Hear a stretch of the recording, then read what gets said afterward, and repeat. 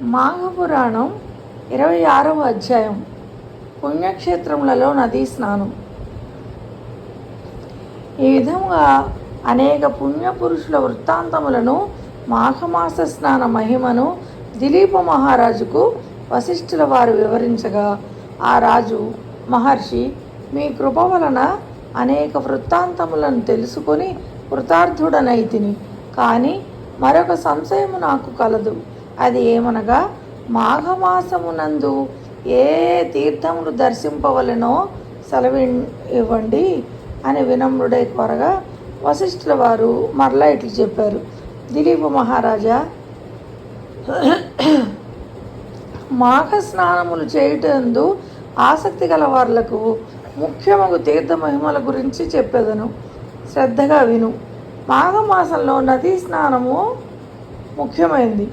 మాఘ స్నానములు చేయలేక తీర్థములు సేవించిన చాలును అనుకుంటే అవివేకము. ఏలనగా మాఘమాసములో ఏ నదిలోని నీరైనను గంగ నీటితో సమానము. అందుచేత మాఘమాసములో నదీ స్నానము సర్వపాపహరమైనది, ఆవశ్యమైనది కూడా. అంటే చాలా అవసరం. అట్లానే ప్రయాగ అతి ముఖ్యమైన క్షేత్రం. ఈ భరతఖండములలో అతి ప్రధానమైన గంగానదీ సముద్రంలో కలిగి చోట మాఘ స్నానం ఆచరించిన 7 జన్మల్లోని పాపాలన్నీ పోతాయి.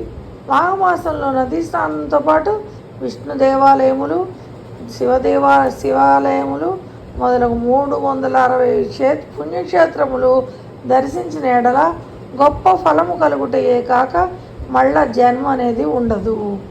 ఇక త్రయంబకమును ముఖ్యమైన క్షేత్రం ఉంది. ఇది పడమటి కనుమల దగ్గర ఉంది. అచ్చట కూడా పవిత్ర గోదావరి నది జన్మించింది. గౌతముడు తన గోహత్య దోషమును పోగొట్టుకుంటకు ఇక్కడే ఈశ్వరుని గురించి ఘోర తపస్సు చేసి గోహత్య జరిగిన ప్రాంతం మీదుగా గోదావరిని ప్రవహింపజేసినాడు. కావున మాఘమాసములో గోదావరి యందు స్నానము చేసిన ఎడల తక్షణమే సకల పాపములు హరించిపోటే కాక ఇహమందు పరమందు కూడా సుఖపడుదురు. మన దేశంలో ఎన్నో నదులున్నాయి. ప్రతి నదీ తీరంలో ఎన్నో క్షేత్రాలు ఉన్నాయి.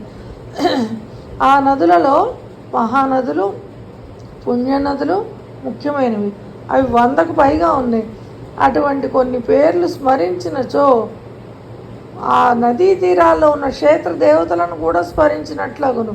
అందుకని కొన్ని ప్రధానమైన నదుల పేర్లను గుర్తు చేసుకుందాం. నందిని, మందాకిని, నళి